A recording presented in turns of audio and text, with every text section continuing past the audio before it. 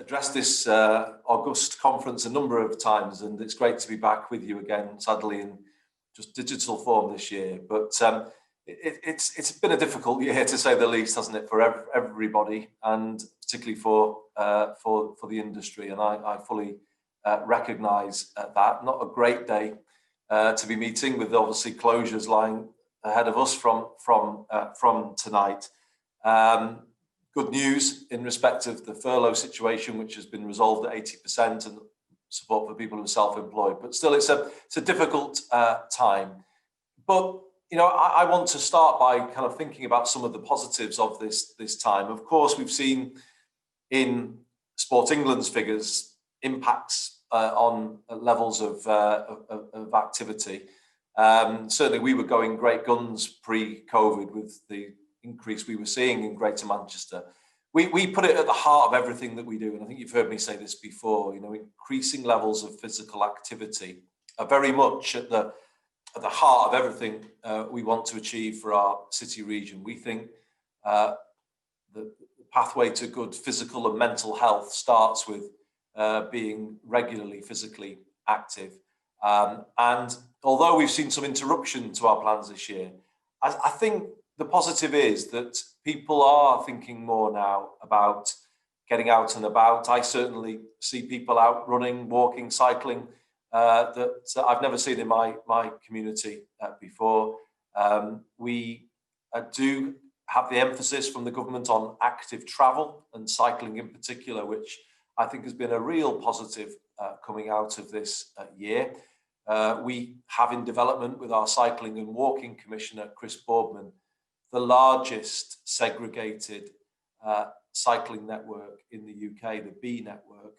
And we are hoping to have built 50 kilometres or more of that by the end of next year. So we're really cracking on with that at the moment, alongside plans to deliver a bike hire scheme in Greater Manchester by the spring of next year. I do think this year will mark a change for active travel, as we call it.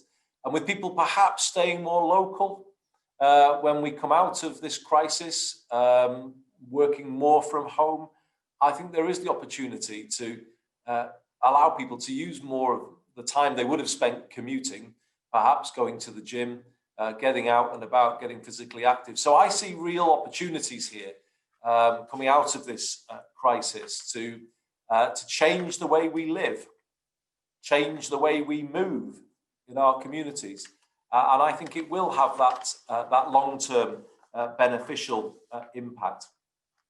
Just to say a bit more about how we are viewing things here.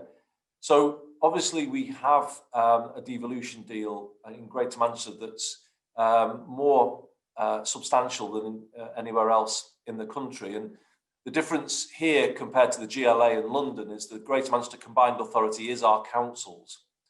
They are the 10 members of the GMCA. And I think that creates a real connection then with regard to putting physical activity at the heart of public policy, particularly with the measure of health devolution that we have. And I'm really lucky to have a group of leisure providers in Greater Manchester who are working closely with us on all of our plans. Just give you some examples. We have an amazing scheme here called Prehab for Cancer, award-winning scheme, where our leisure providers have collaborated with Greater Manchester Cancer Services to deliver a unique nutrition and exercise program, well-being program for people who are preparing for or recovering from major cancer surgery. And I chose this scheme recently for my Mayor's Special Award at the Greater Manchester Greater Sport Awards, because I think it really speaks to this kind of change in mentality that we need, that whoever you are, whatever position that you are in, physical activity is part of your solution. And I don't think we promote that message clearly enough at times. As Andrew will, I'm sure, agree with me in the roles that we have both held, the kind of culture of seeing, the patient rather than the person, of looking at people's problems rather than what they can still do, or indeed thinking about older people in terms of their frailty rather than in terms of their ability and their agency to stay active is a problem that we have in not just the health service but public services more generally. And I'm really keen in Greater Manchester that we kind of turn that on its head and we give the best possible physical activity support to cancer patients, but others who need support. You know, I think getting people physically active is the first stage in a good mental health policy as well, and that includes getting young people physically active while at school. I've said, I think before to you, that I want to see the development here of the most ambitious social prescribing programme in the country that has physical activity as its first port of call, the first thing that we support people to do, and supported programmes to get physically active. I've been really struck this year how many people have mentioned to me the Couch to 5K programme. It was really connected, I think, with a huge number of people. And I would ask you, in your world, to think about what more we can do to use that model to give people that sort of managed step-by-step pathway towards becoming physically active, and how we kind of tailor that to all kinds of different groups who might need that extra bit of support and encouragement to become physically active. We've seen some brilliant examples this year, actually, of leisure trusts in Greater Manchester providing online courses to people during lockdown, tailored to a whole range of different abilities. Oldham Leisure and Rochdale and Stockport, just to name a few, who've been really thinking through some innovative ways in which we can make those programs available. I would say let's keep them going beyond this crisis. I think there is a growing appetite amongst the public to be physically active, and we need to make sure we take full advantage of that growing interest, and make sure we are thinking about disabled adults too, and tailoring all of our programs to everybody, so that we give an offer to all of the community.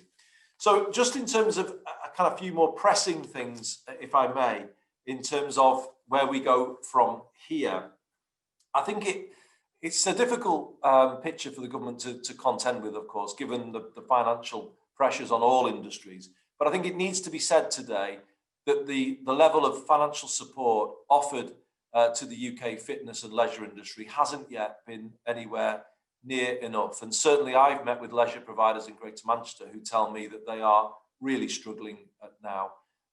And with council finances the way that they are, there are some doubts about the future of our leisure centres, the opening hours, the entry charges, which of course could become a barrier to physical activity if we are not careful. We've seen a major bailout for the cultural sector, but I do think we need to make the case together to ensure a proper financial package for fitness and leisure, for our gyms and for our leisure centres, which are so critical to people right now.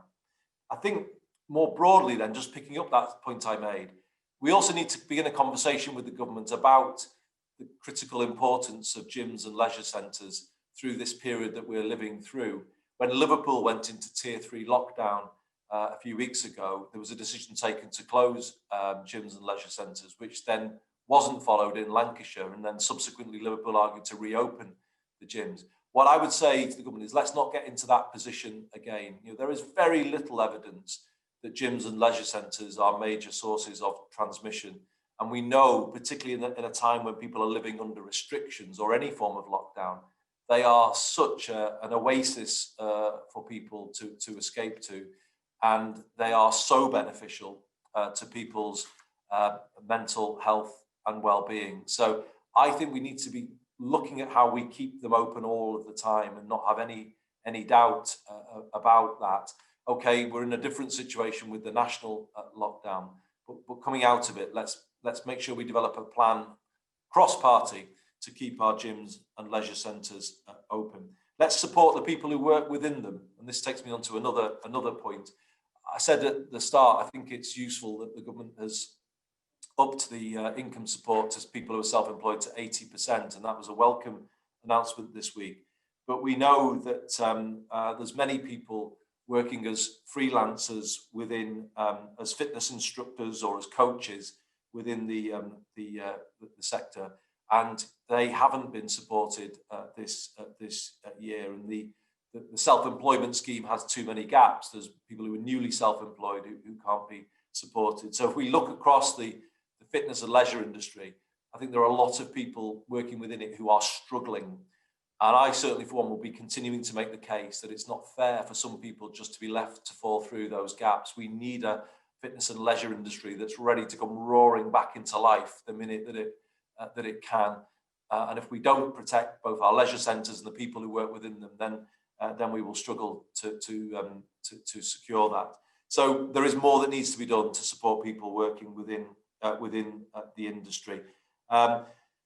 Just to, if I may, kind of conclude. I mean, from my point of view, you know, I as I say, I've spoken to this conference for a number of years. I see what the industry is doing is just improving all of the time. The quality of the offer, the personalised support that is given to people, the integrated way in which the industry is working with other public services. If Andrew and I go back 10 years to the time when we were health and shadow health, I don't think we were in this position back then. The industry has had a really impressive decade, I think, of kind of moving some sort of the margins of consideration when it comes to public services to the heart of what we should be doing as a country. And if you throw into the mix other initiatives like Park Run and all of the other amazing things that are done in communities to get people active, then I think, you know, we've seen something of a culture change over the last 10 years. I think at a previous conference, I described physical activity often as being the orphan policy of Whitehall, and it is still to some degree, but actually the industry has been banging loudly on the door in recent times, and we can now see what it can offer to a serious social prescribing service, what it can offer to a cancer support service that is more linked to whole person support rather than just treating people as a patient. I think we can see now the value of a strong UK fitness and leisure sector in a way that perhaps it couldn't be seen all of those years ago. So, you know, I think you've done a brilliant job. I would say keep doing what you're doing because you are getting heard, you are making a real difference. But in return, I think it falls to the likes of me and Andrew and other politicians to do more to champion the needs of your sector and make sure it really does get heard. So you can bank on the fact that I will continue to make the case to the government for a full financial package to support fitness and leisure going through this crisis, recognising that we still don't know how long it will last, and also recognising that leisure centres and gyms are critically, always important to communities, but critically so right now. I will argue for an evidence-based approach to any future restrictions and lockdowns. I think we should just make it clear that gyms and leisure centres are not in Tier 3, and we want to keep them open at all costs because of the benefits that they provide for people. But then the final point that I will make today is let's start laying plans for how we can put physical activity at the heart of this recovery whenever it comes, both in terms of changing our communities to make cycling and walking the first choice, but also in encouraging people who've become active perhaps for the first time in the last year to really change their lives permanently. Let's look at providing much more high quality green space within our communities, give everybody in every community somewhere to go to feel the benefits of physical activity. I think there's more we can all do on that. But, you know, overall, while it is a tough time, I would say, you know, we can look back on a year where we've made further progress, certainly a decade where we've made a massive stride forward. And I think we are well placed now to put physical activity at the heart of a recovery from COVID, where we think more about people's health and more what we need to do to build health resilience in all of our communities. We have had a tough year in Greater Manchester where COVID-19 has hit us harder than other parts of the country.